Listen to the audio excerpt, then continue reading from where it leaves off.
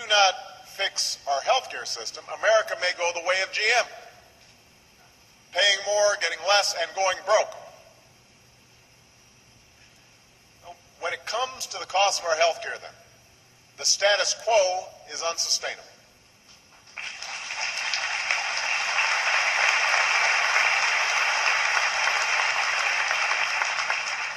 Reform is not a luxury, it is a necessity. And when I hear people say, well, why are you taking this on right now? You've got all these other problems. I keep on reminding people I'd love to be able to defer these issues, but we can't. I know there's been much discussion about what reform would cost, and rightly so. This is a test of whether we, Democrats and Republicans alike, are serious about holding the line on new spending and restoring fiscal discipline.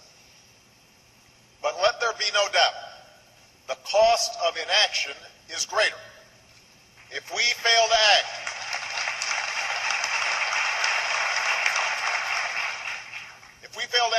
and you know this because you see it in your own individual practices, if we fail to act, premiums will climb higher, benefits will erode further, the rolls of the uninsured will swell to include millions more Americans, all of which will affect your practice.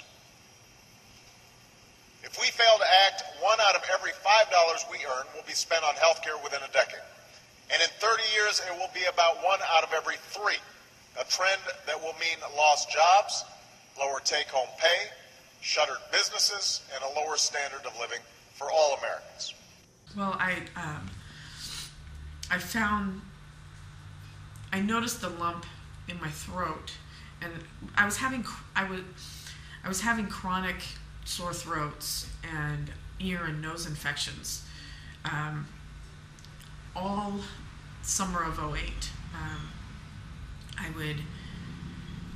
And then I started feeling like I had something stuck in my throat, and then I went to the doctor in September and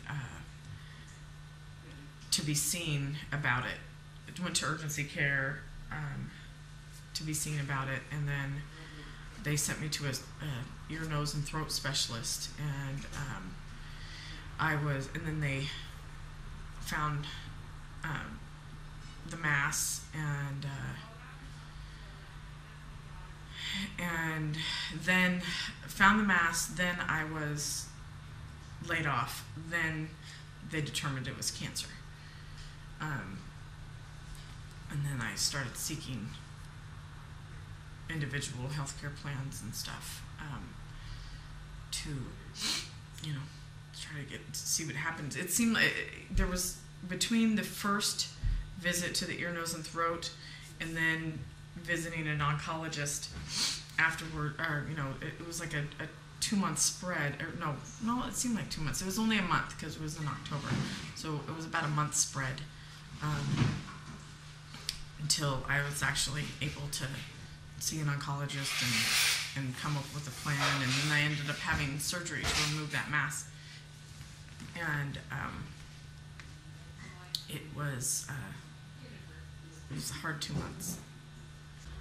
So I was treated during that time and accumulated thousands and thousands of dollars in debt from healthcare, and then lost my job. I was working full-time in the administrative assistant position that didn't give me health care. And so I basically was searching around for health care, was denied consistently, accumulated all this debt from the care that I was getting, and then I lost my job, and so I applied for Oregon Health Plan. And 3 months after I applied, I was given the coverage, and so I had probably about over $20,000 in debt of health care, and then started chemo through through my coverage through Oregon Health Plan. Then they were skimming everyone off, and I was the first to go. And so I was in the middle of a cycle of chemo, and was actually denied care because I owed the hospital so much money. And so in order for me to get care, I needed to pay them X amount of dollars. And so my mother was in Mexico at the time when I was going through all of this on sabbatical, and she came back, and basically I borrowed from a friend, and she hustled up the money and just so that I could continue care, because I was in the middle of a cycle of chemo. And then they just put me on a payment plan that was outrageous. I mean, I have no income, and they want me to pay a mortgage cost of a payment plan, like over $700 a month, and I didn't quite know how I was going to do that, so I reapplied.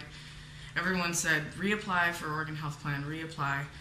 So I reapplied, and then, a month later, they said yes, but it was that in-between stage that was the hardest, because the last thing you should have to worry about is finding health care, when you're sick.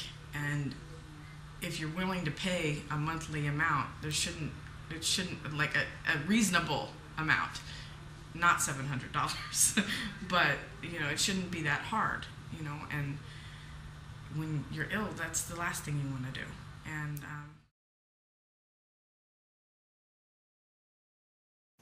well, the system's broken, and I think that people all across the country recognize that.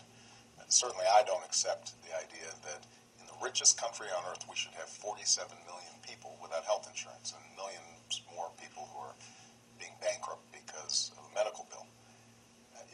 And I know something about this personally. My mother died of ovarian cancer when she was 53. In the waning months of her life, she was not spending all her time thinking about how to get well or even how to come to terms with her own mortality. She was spending time thinking about whether or not the insurance company was going to cover her expenses, because she had gotten sick right before taking a new job, and it wasn't clear whether this was going to be considered a pre-existing condition. And that's wrong. There's something fundamentally wrong about that, and that's why, as President of the United States, what I've proposed to do is to make sure that we've got a plan that covers all Americans. The very first promise I made on this campaign was that as president, I will sign a universal health care plan into law by the end of my first term in office.